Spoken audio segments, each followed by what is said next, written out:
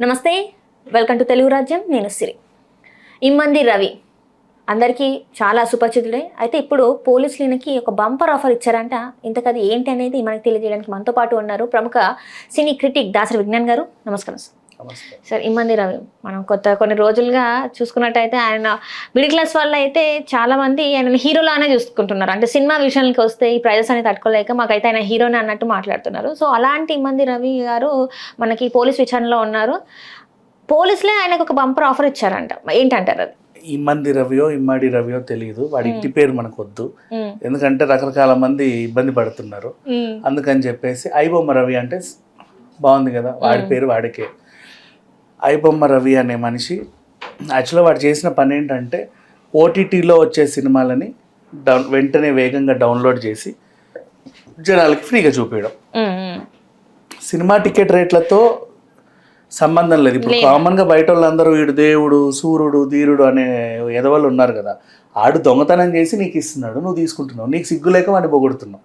ఇంకా చెప్పాలంటే ఇప్పుడు ఎట్లా అంటే బంగారం రేటు పెరిగింది కదా, అందుకే పాపం చైన్ స్నాచింగ్ చేసిండు, తప్పే ఉంది. అట్లాంటప్పుడు బంగారం రేట్లు తగ్గిస్తే వాడు చైన్ లాగేటోడా? ఎంత అసహ్యంగా ఉంది. వాడు చేసిన పని కూడా అంతే అసహ్యంగా ఉంది.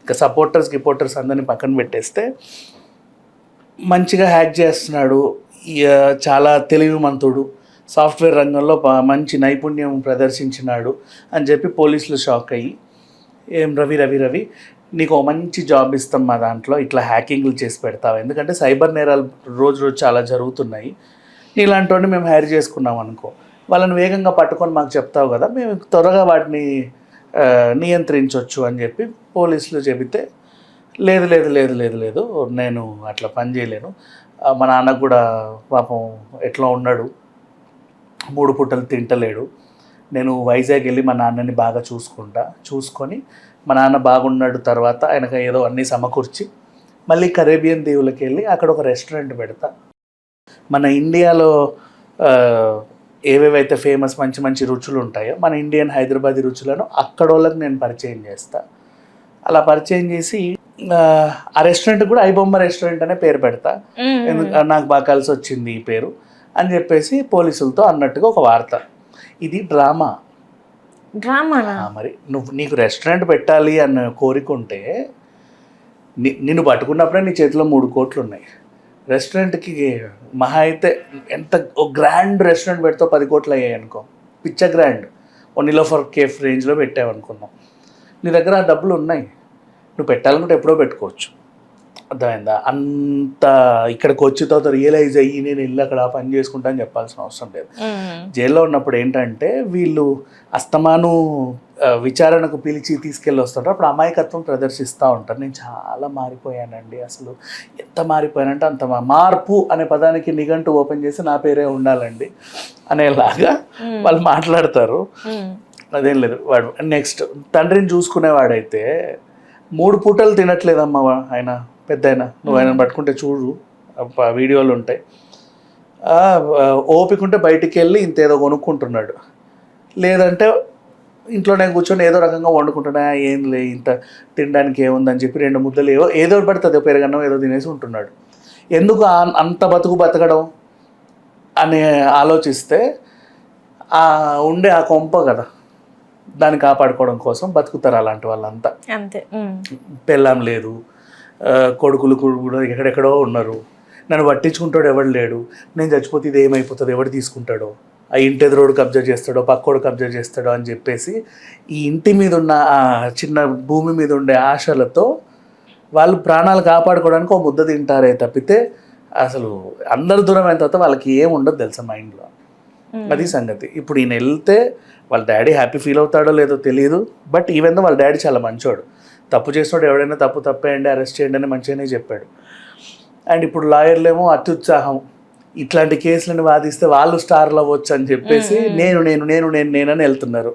వాడికేమో మళ్ళీ డౌటు, ఇప్పుడు లాయర్ నిజంగా నావోడైనా వస్తాడు, నువ్వేం చేసావాడిని, ఇప్పుడు డాక్టర్ల దగ్గర లాయర్ల దగ్గర అబద్ధాలు చెప్పొద్దు అంటారు కదా, అన్నీ చెప్పేసేయి నువ్వు నాకు, నేను చూసుకుంటా కేసు అంటాడు. మొత్తం చెప్పేసిన తర్వాత ఓహో ఇదా, నేను లాయర్ని కాదురా సీక్రెట్ పోలీస్ని అన్నాడు. భలే చెప్పావంటే ఏం చేస్తావు చెప్పు, వాడు చెప్పట్లా. నేను ఒక్కడినే, నా వెనకాల ఎవరు లేరు, నా ముందు ఎవరు లేరు, తల లేదు తోక లేదు అంటున్నాడు. అట్లా లేకుండా ఎవరు ఇంత వ్యాపారం చేయరు. నువ్వు ఏంటంటే నథింగ్ బట్ స్మార్ట్ ఏజెంట్వి. నీకు కనీసం 1,00,000 మంది అయినా సరే మూవీలు తీసి సీక్రెట్ సైట్ ద్వారా నిన్ను అప్రోచ్ అయ్యి నీకు ఇవ్వాలి. అర్థమైందా? అంటే ఎట్లా అంటే సింపుల్ చెప్పాలంటే దొంగతనంగా గంజాయి కొన్నట్టు, దొంగతనంగా ఈ డ్రగ్గులు కొన్నట్టు దొంగతనంగా నీ దగ్గర నీకు సినిమా ఇచ్చి డబ్బులు తీసుకోవాలి, అమ్మాలి నీకు. అంతేగా? అట్లాంటి వాళ్ళు నీకు చాలామంది తెలుసు ఇంటర్నెట్లో. మరి వాళ్ళందరూ డేటా ఏమంటే నాకు ఎవరు తెలియదు అంటున్నావు. వాళ్ళని బట్టి అంటే ఇప్పుడు ఇట్లాంటి డ్రామాలు ఆడేవనుకో, పోలీసు వాళ్ళు ఏం చేస్తారు, అయ్యో పాప మారిపోయిండులే, ఏదో బతుకుతాం అనుకుంటుండు, బతకని. ఆ రెస్టారెంట్ కూడా అక్కడే ఎందుకు పెట్టాలనుకున్నా అంటే వీళ్ళు ఎక్కడ పాస్పోర్ట్ సీజ్ చేస్తారో అని. అక్కడికి ఒక్కసారి పంపాడా? ఇప్పుడు నువ్వు వస్తేనేగా నేను పట్టుకున్నా నిన్ను, నేను వచ్చి తీసుకురాలా, నువ్వు వచ్చినందుకు పట్టుకున్నా. నువ్వు కనుక ఒక్కసారి వెళ్ళావనుకో ఐ బొమ్మను మించిన బొమ్మ చూపిస్తున్నాడు తెలుసా.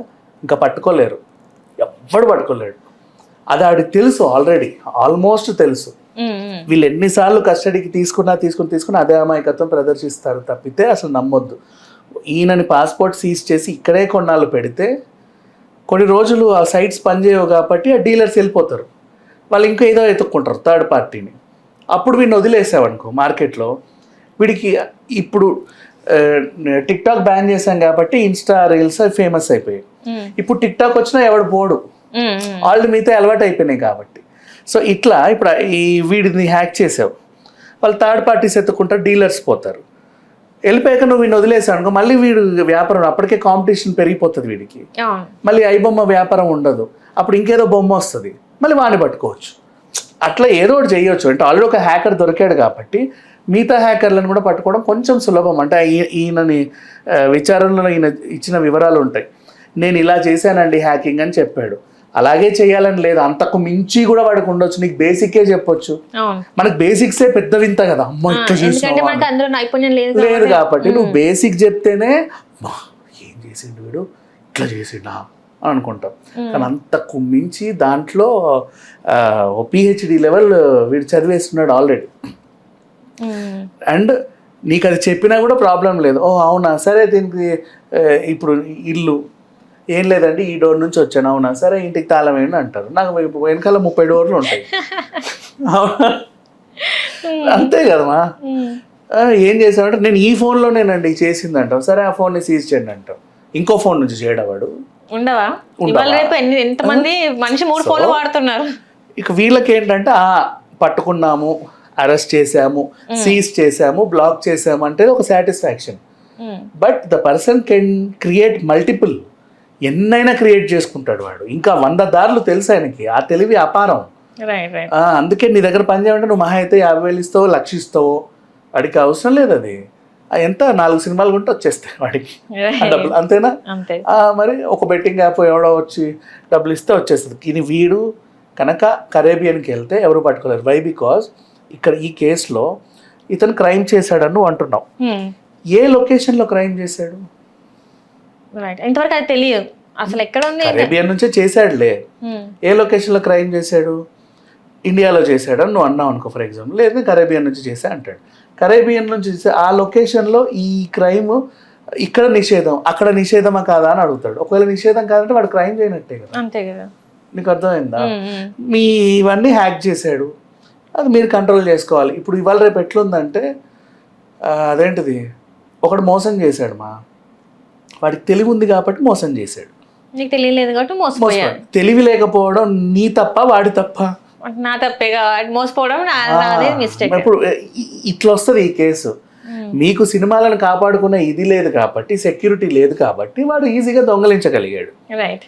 నీ సినిమాకు ఒక సెక్యూరిటీ ఉంటే వాడు దొంగలించేవాడు కాదు. నువ్వు 1000 రూపాయల కట్ట బస్ స్టాండ్లో పెట్టావు కాబట్టి పోయింది, నువ్వు అదే బ్యాంక్ లాకర్లో పెడితే పోయేది కాదు. సేమ్ అలాగే మీ డేటాని మీరు సెక్యూర్డ్గా పెట్టుకొని ఉంటే థియేటర్స్లో కానీ ఎక్కడైనా కానీ, ఓటీటీ ప్లాట్ఫామ్, ఇప్పుడు మళ్ళీ ఓటీటీ ప్లాట్ఫామ్లోని సవాల్ చేస్తాడు నెట్ఫ్లిక్స్ని, ప్రైమ్ని. నీ డేటాకి నీకు సెక్యూరిటీ లేదు, నువ్వు సెక్యూరిటీ కాబట్టి నేను డౌన్లోడ్ చేయలేను కదా అనేది వాడి క్వశ్చన్. సో ఈ కేసు ఇట్లా తిరుగుతూ ఉంటుంది. వీడు ఇప్పుడు ప్రదర్శించేది ఏంటంటే వీలైనంత త్వరగా ఇక్కడ నుంచి పోవాలి. మన రాజ్యాంగం ప్రకారంగా బెయిల్ కూడా ఇస్తారు పెద్ద విషయం కాదు. ఇప్పుడు 90 days దాటితే వాడికి హక్కు కూడా ఉంటుంది. బెయిల్ ఇస్తారు మా ఏదో అడ్వకేట్ ఏదో కాకపోతే వీడు ఏంటంటే అడ్వకేట్కి చెప్పలేకపోతున్నాడు అన్ని. ఎవడు ఆయన నమ్మలేకపోతున్నాడు. వీళ్ళకి కూడా వాడు ఏం నిజాలు చెప్పట్లా. రోజుకు ఒక వింత వింత న్యూస్లు వస్తున్నాయి కానీ నిజాలు చెప్పట్లా. ఖచ్చితంగా ఏదో రకంగా పాస్పోర్ట్ తీసుకొని ఒక్కసారి ఇక్కడ నుంచి బయట పడదామనే ప్లాన్లో ఉన్నాడు. ఒక్కసారి బయట పడ్డాడా నీకు ఈ జన్మకి దొరకడు వాడు. అంతే, పట్టుకొని వదిలేసాము అన్నట్టే ఉంటది ఐబొమ్మ. ఒకసారి మా వృత్తి చేసామని పోలీసులకు ఉంటుంది, ఎంత ట్రై చేసినా కూడా తర్వాత ఇంకా కనిపించే ప్రసక్తి. కొంచెం నాలెడ్జ్ తెలుసుకొని ఉంటారు. అది కూడా బేసిక్ నాలెడ్జే వీడు పంచింది. వీడు అందులో PhD చేశాడు. అది వాడు చెప్పడు కూడా చెప్పడు. ఏది చెప్పాలి చెప్పదు కూడా వాడికి తెలుసు కదా. అంత తెలివితేటలు ఉన్నాడు వాడు చెప్పడు 100%.